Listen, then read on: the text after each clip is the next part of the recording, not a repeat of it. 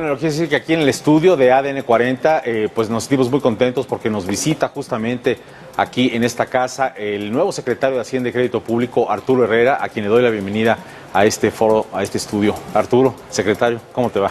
Muy bien, muchísimas gracias y muy contento de estar aquí en tu programa. Gracias por estar con nosotros.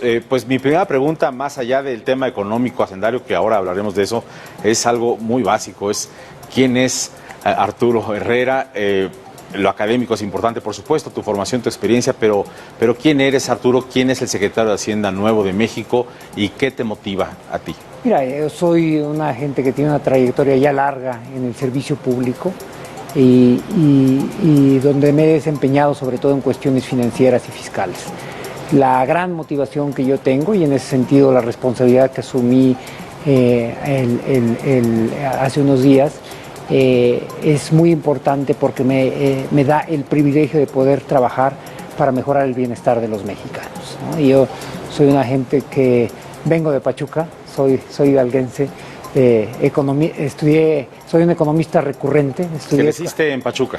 Crecí en Pachuca hasta los 18 años. A los 18 años me vine a la Ciudad de México, donde estudié economía en la UAM Iztapalapa. Después estudié la maestría en economía en el Colegio de México y de ahí me fui directamente a hacer mis estudios de doctorado en la Universidad de Nueva York. Y al regresar trabajé inmediatamente en una primera instancia en la propia Secretaría de Hacienda, en la subsecretaría del ramo que estuve encabezando hasta hace algunos días, en dos diferentes direcciones generales, en la Dirección General de Asuntos Hacendados Internacionales y en la de Planeación Económica, que es donde es el cerebro de la parte macroeconómica del país. Y en ese entonces, quien había sido uno de mis profesores, el doctor Carlos Manuel Ursúa, me invitó a participar en el equipo de transición del entonces jefe de gobierno electo, Andrés Manuel López Obrador, en el gobierno de la Ciudad de México. Así es que ahí empezaron mis trabajos en estas áreas. ¿Qué nutrimento te traes ahora como secretario de Hacienda? ¿Qué nutrimento traes de tu época joven, de tu época en Pachuca, de tu época en la UAM? Entiendo que no hay ningún otro secretario de Hacienda que haya estudiado en la universidad en la que tú estudiaste. ¿Qué aprendizaje viene de ahí ahora al nuevo encargo que tienes? Mira, efectivamente soy el primer secretario de Hacienda egresado de la UAM. Soy el segundo egresado del Colegio de México en ser secretario de Hacienda. Jaime Serrapucci fue a mediados de los 90 secretario de Hacienda. Y efectivamente en mis raíces está mucho de la motivación que a mí me hace asumir con un gran entusiasmo esta responsabilidad. Y yo te señalaría dos o tres muy importantes. No es el caso afortunadamente hoy, pero cuando yo crecí en Pachuca, crecí en Hidalgo. Hidalgo era el cuarto estado más pobre del país. El más pobre era Chiapas, que lo sigue siendo, sí. Después Oaxaca, Guerrero, y en ese entonces era Hidalgo. Entonces a mí me tocó ver y vivir la marginación de cerca, la pobreza, era parte del entorno de la ciudad, del Estado, pero era también parte de las aspiraciones del Estado, la necesidad de la gente de poder acceder a canales de movilidad social diferentes. Por el otro lado, como decía, estudié en la Universidad Autónoma Metropolitana, en el Colegio de México, pero estudié también en universidades, en una preparatoria pública y en una secundaria pública en Pachuca. Yo en ese sentido digo que yo soy un hijo de la educación pública mexicana, soy un beneficiario de la inversión que hace el país a través del sistema educativo en sus jóvenes, pero también soy alguien que es muy sensible a la fragilidad que tiene la educación pública si no la apoyamos. Yo ingresé a mediados de los 80 a estudiar la licenciatura en la UAM después de la crisis del 82 y lo que me tocó vivir en carne propia fue una serie de reducciones a los presupuestos de las universidades. Por eso el mantener unas finanzas públicas sanas no es nada más para tener un entorno macroeconómico responsable y estable, sino que también se traduce en poder tener un gasto sostenido en todos los sectores, incluyendo la educación pública.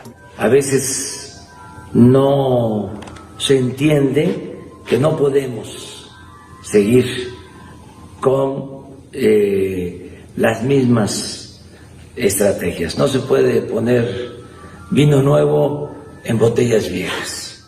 Vino tu nombramiento de forma intempestiva para muchos de nosotros, porque no lo esperábamos el mediodía del martes pasado.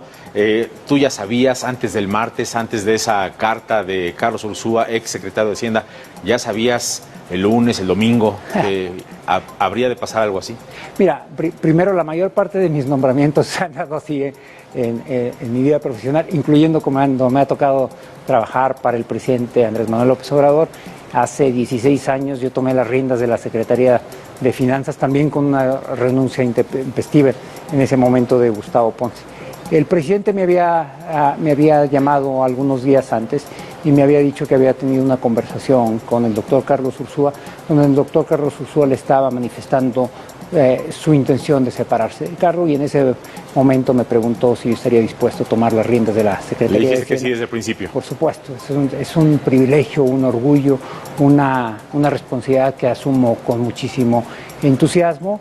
Y yo quedé a la espera de que terminaran las conversaciones entre el presidente y Carlos Ursúa, que es una gente a la que yo respeto muchísimo.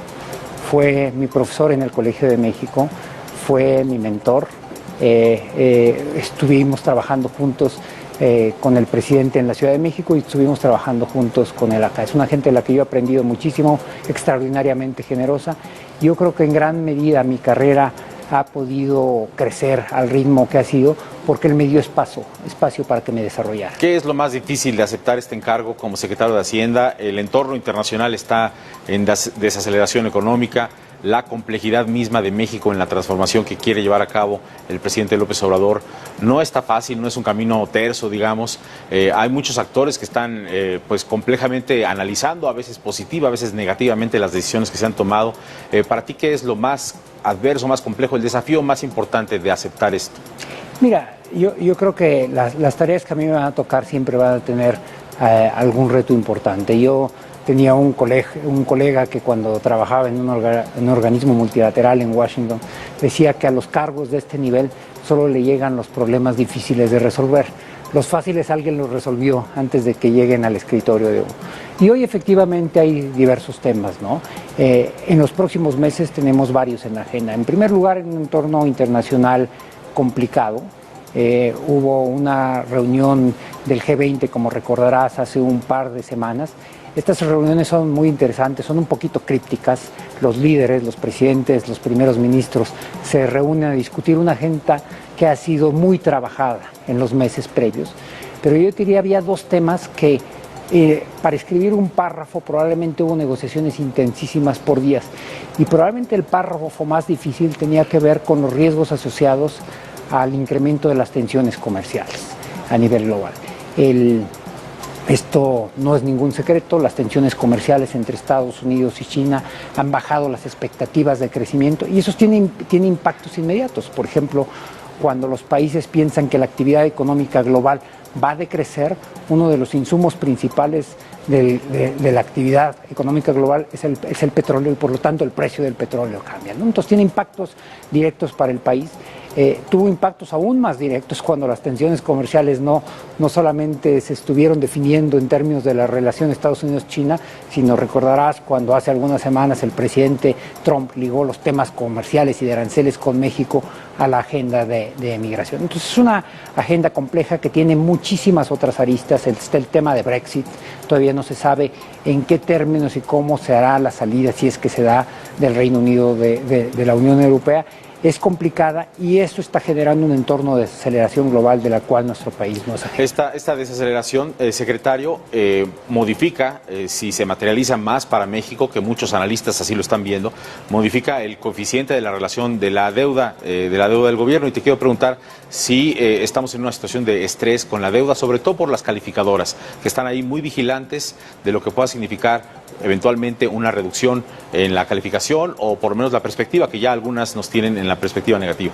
No, lo que nosotros tenemos que hacer es de manera cotidiana, vamos refinando nuestros escenarios de cómo van operando no solamente el Producto Interno del país, que es como se mide la relación de deuda contra el Producto Interno, sino también el desempeño de las finanzas públicas, es decir, que también vamos recaudando, cómo va el gasto, etcétera.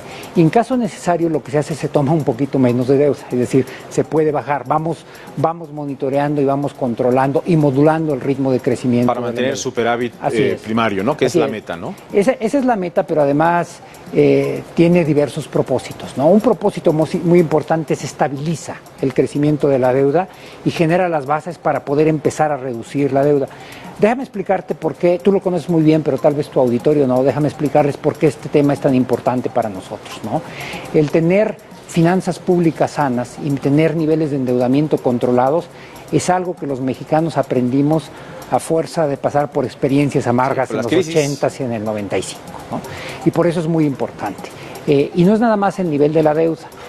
Si uno piensa, por ejemplo, en la crisis del 95, lo que teníamos era niveles de endeudamiento altos, con una deuda que se vencía en corto plazo, con una deuda que estaba fundamentalmente en tasas variables y en dólares, ¿no? Así es que si una devaluación nos ocurría, la deuda nos aumentaba, ¿no? A partir de entonces empezamos a generar mecanismos que fueran protegiendo a las finanzas públicas de posibles eventualidades. Bajamos el nivel de endeudamiento, la mayor parte de la deuda ahora está en pesos, está a tasa fija. Sin embargo, esa política que había sido muy cuidadosa y que había llevado la deuda a niveles de solamente el 28% del PIB alrededor del 2008, se relajó un poco a lo largo de los siguientes 8 años y llegó a 49% del PIB. Esa cifra estaba muy en los límites de lo que se podía considerar adecuado para una economía como la mexicana. Ha venido bajando un poquito en los últimos 2 años y nosotros tenemos que asegurarnos que esa trayectoria es la que se va a hacer. ¿Ahora está en qué, 42, 43%? Sí, temporalmente, porque sí hicimos algunos pagos y todavía no hemos tomado la deuda. Esperamos que a finales del año acabe en un poquito abajo de 45%, alrededor de 45%, pero no es nada más estabilizarla ahí, sino que es una variable que da una señal muy importante a los mercados. Es decir, es la principal señal en materia de responsabilidad que reciben los diversos actores. Sí, que las calificadoras lo ven mucho, ¿no? No solamente las calificadoras, los inversionistas, los bancos de inversión, los fondos de pensiones, etcétera. Traduciendo eso, ahora que hablas justamente de fondos de pensiones, traduciendo eso al mexicano promedio, al trabajador que tiene una Afore, muchas veces el trabajador que tiene una Afore, secretario, no sabe que está invertido su dinero del retiro en bonos de Pemex, en bonos del gobierno federal. Podemos dormir tranquilos que cuando tú estés a lo largo de todo tu encomienda como secretario de Hacienda, que esto va a estar cuidado. No solamente los trabajadores mexicanos, un monto muy importante de los bonos, cuando el gobierno mexicano emite bonos, se sabe cuál es el monto que se colocaron, las variables a las que estás determinando, pero con poca frecuencia se hace referencia a quién está del otro lado de la transacción, quiénes los han comprado. Y hay una cosa muy clara, cuando nosotros emitimos un bono, digamos, a 10, a 15, a 20 años, lo que se necesita es que del otro lado de la transacción esté un inversionista que tiene un plazo de ese tamaño. Y generalmente los inversionistas que tienen plazos largos de 10 a 20 años son los fondos de pensiones, es decir, donde se están poniendo los ahorros de los trabajadores que hoy tienen 30, 40 años y que no los van a utilizar. ¿No? Pero no solamente son los trabajadores mexicanos, son los trabajadores canadienses, los maestros de Estados Unidos, los trabajadores japoneses, los alemanes. Así es que la responsabilidad que tenemos no nada más es con las finanzas públicas mexicanas, sino con los ahorros que van a servir para los trabajadores de muchas nacionalidades. Secretario, nombramiento, se especula mucho de qué vas a hacer y quisiera que nos reflexionaras un poco al respecto, qué va a pasar con la Oficialía Mayor, qué va a pasar con la banca de desarrollo, qué va a pasar con tus subsecretarías, vas a estar nombrando, cambiando gente, sí, no, qué tan rápido, cómo vas a medir el desempeño de tus colaboradores y cómo vas a actuar en consecuencia. En primer lugar, yo me siento cómodo con el equipo que estoy heredando. Fue un equipo que yo también ayudé a formar, junto con el entonces exsecretario Carlos Ursúa. Nosotros estuvimos trabajando en el periodo de transición, que es un periodo muy largo para los estándares internacionales, prácticamente 5 meses, y entonces un equipo con el que yo me siento cómodo trabajando, pero sí voy a imponer un estilo distinto. Cada titular tiene formas diferentes de hacer las cosas. Yo necesito un equipo que esté muy coordinado entre sí, un equipo que esté tendiendo lazos hacia adentro y hacia afuera del gobierno. Estoy muy consciente de las circunstancias en las que me toca asumir esta responsabilidad. El presidente fue muy claro en su conferencia de prensa señalando pues que había habido desacuerdos. A mí lo que me toca es arreglar esos desacuerdos, no abonar a seguirlos ahondando, sino a buscarlos. Y lo que sí voy a estar haciendo una evaluación permanente de mi equipo. No porque su continuidad esté sujeta a ello, sino porque es necesario y con una actitud de responsabilidad a los ciudadanos tenemos que saber y estar convencidos de que estamos haciendo las cosas bien. Tengo ya poco tiempo, secretario, preguntarte, ya empezaron a tocar tu puerta gobernadores, directores de diferentes instituciones. ¿Va a pasar eso a lo largo del tiempo? ¿Viene el paquete económico? ¿Van a querer su pedazo del presupuesto para ejercer su función? ¿Cuál va a ser tu actitud al respecto? Mira, lo que tenemos que ser es muy claros y transparentes. Yo creo que la mejor forma de tener relaciones también hacia adentro con las dependencias, pero también con los gobiernos estatales, es que haya mecanismos claros y verificables de cuál es la transparencia. Existe un instrumento, el más importante, que es la Ley de Coordinación Fiscal, que dice cuánto le toca a cada estado de lo que el gobierno federal recauda. Y esa debe ser la base de la conversación. En la medida que en el pasado había habido bolsas discrecionales, la conversación se volvía más complicada y parecía depender de quién tenía mayor capacidad de cabildeo con el secretario de Hacienda en turno. Yo creo que tenemos que cambiar ese mecanismo de operar. No debe de pasar. Oye, ¿confías en que Octavio Romero Oropeza te presente un plan de negocios que te guste a ti, que le guste al presidente López Obrador, que le guste a los inversionistas, a las calificadoras? No, por supuesto. Yo señalaba hace un par de días que la primera llamada que yo hice en el momento en que me nombraron fue tomar la red interna del gobierno y llamarle Octavio Romero. Octavio y yo nos conocemos hace muchísimos años. Cuando yo era secretario de Finanzas, él era oficial mayor. Trabajamos muy bien y de manera muy coordinada en el pasado. No veo por qué no lo vamos a poder hacer.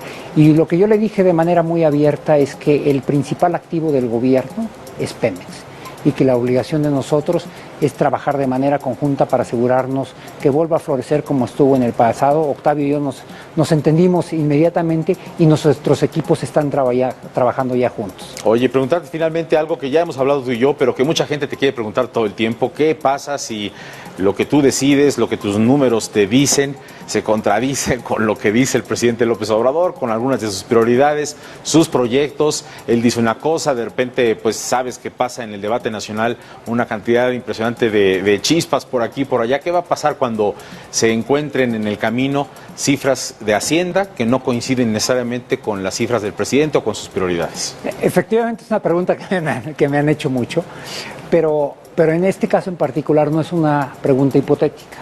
El que nosotros, el presidente y yo en el pasado, cuando no era presidente, por ejemplo, cuando era jefe de gobierno, nos sentáramos a revisar perspectivas, opciones, mecanismos, se ha dado ya. Y lo que yo he encontrado siempre es alguien que ha sido extraordinariamente receptivo y alguien que no se cierra a una sola vía. Lo que sí espera es que haya argumentos razonados, que haya argumentos que tienen números, que tienen lógica, que tienen sentido, que hay una vía clara de solución de los problemas.